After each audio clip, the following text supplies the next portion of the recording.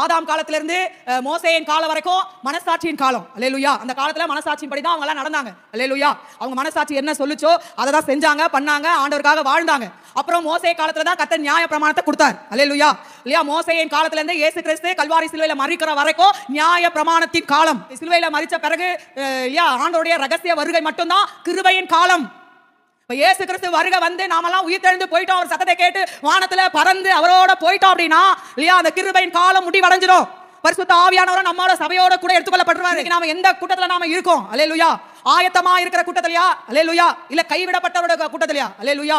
எடுத்துக்கொள்ளப்பட்டவரோட கூட்டத்துல இருக்கிறோமா இல்ல கைவிடப்பட்டவரோட கூட்டத்துல நாம இருப்போமா?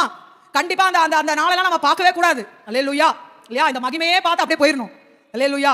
அதுக்கப்புறம் நடக்கிறதுலாம் நமக்கு வேண்டவே வேண்டாம். அல்லேலூயா. இல்லையா? ஆனா ஆண்டவர் அதை எழுதியா வச்சிருக்காரு. அல்லேலூயா. இல்லையா?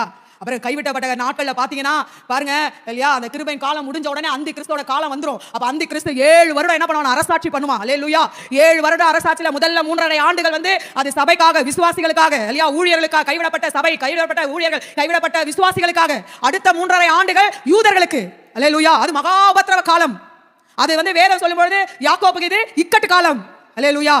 அது பயங்கரமா இருக்கும். அப்ப சபை எடுத்துக்கொள்ளப்படலனா நம்ம கைவிடப்பட்டோம் அப்படின்னா அந்த கிறிஸ்துவோட காலத்துல இல்லையா அந்த 7 வருட அரசாட்சியில பரலோகத்துல இருந்து 7 முத்திரைகள் உடைக்கப்படும், 7 இல்லையா எக்காலம் ஊதப்படும், 7 கலசங்கள் ஊற்றப்படும். இல்லையா அந்த கோப கலசங்கள் இல்லையா இதெல்லாம் ஊற்றப்படும் பொழுது அந்த அந்த அழிவை நம்மளால தாங்க முடியாது. அப்ப வேதம் சொல்லுகிறது, நாட்களில் மனுஷர்கள் சாவை தேடியும் அதை காணாதிருப்பார்கள், சாக வேண்டும் என்று ஆசைப்படுவார்கள், சாவோ அவர்களுக்கு விலகி ஓடி போகும். அல்லேலூயா. வேண்டாம் ஆண்டவரே, என்னால தாங்க முடியலப்பா, இந்த இந்த உபத்திரவத்தை என்னால தாங்க முடியல, சகிக்க முடியல, என்னை எடுத்துக்கங்க, நான் செத்து போறேன் அப்படின்னு கேட்டா கூட சாவு வராதான். சாவை தேடியும் காணாதிருப்பார்கள். சாவை தேடினா கூட அது கிடைக்கவே கிடைக்காது உனக்கு. அல்லேலூயா. பாத்தீங்களா?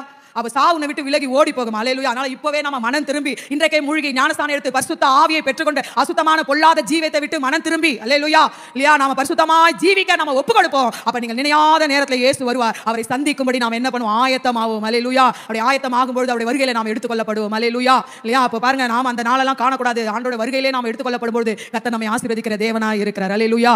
அவ இன்னைக்கு கேட்ட இந்த சத்தியத்தின்படி நம்ம ஒப்பு கொடுப்போம். ஆண்டவர் நம்மை கொண்டு பெரிய காரியங்களை செய்கிறவராய் இருக்கிறார். அல்லேலூயா. நாம் மித்த காரியங்களை அடுத்த வாரம் தியானிப்போம்.